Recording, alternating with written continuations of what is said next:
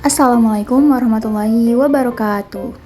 Perkenalkan, saya Dwi Aulia Syafita dengan NIM 504210030 dan teman saya Reno Aziz Hanifan dengan NIM 504210110. Kami dari kelompok 15 yang akan membahas mengenai autokorelasi dengan dosen pengampu Ibu Titin Agustiningsih.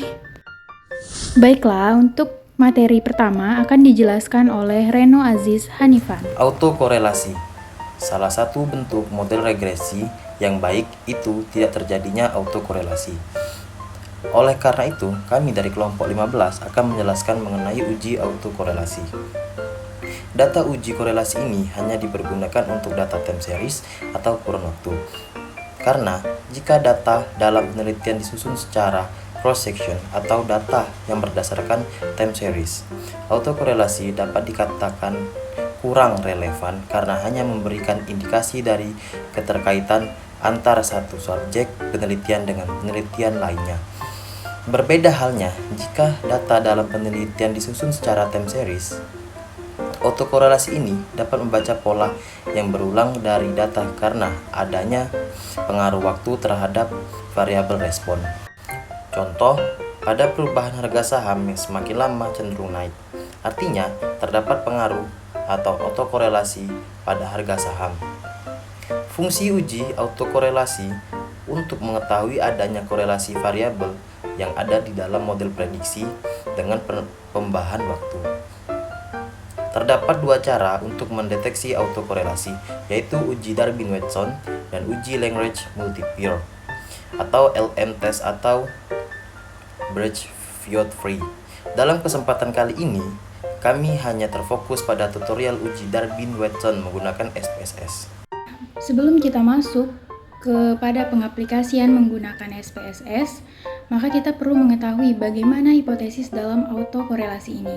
Nah, yang pertama yaitu jika nilai D atau Darwin itu lebih kecil daripada DL, Darwin lower, atau Darwin lebih besar dari 4 dikurang Darwin lower, maka hipotesis 0 ditolak, yang berarti terdapat autokorelasi. Nah, yang kedua yaitu jika nilai Darwin upper itu kurang dari Darwin dan Darwin kurang dari 4 dikurang Darwin upper, maka hipotesis 0 itu diterima, yang berarti tidak terdapat autokorelasi.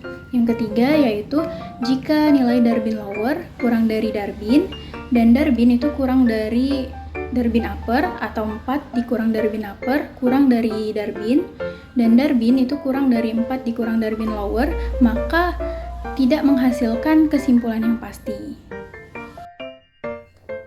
Adapun langkah yang perlu kita lakukan dalam pengaplikasian menggunakan SPSS, yang pertama yaitu buka SPSS, klik data view, masukkan data yang diperoleh. Setelah itu klik variabel view, kemudian ubah desimal menjadi 0 dan berilah label sesuai dengan data seperti upah sebagai X1, motivasi sebagai X2, dan kinerja sebagai Y. Langkah selanjutnya yaitu kita klik analis, pilih regression, lalu linear.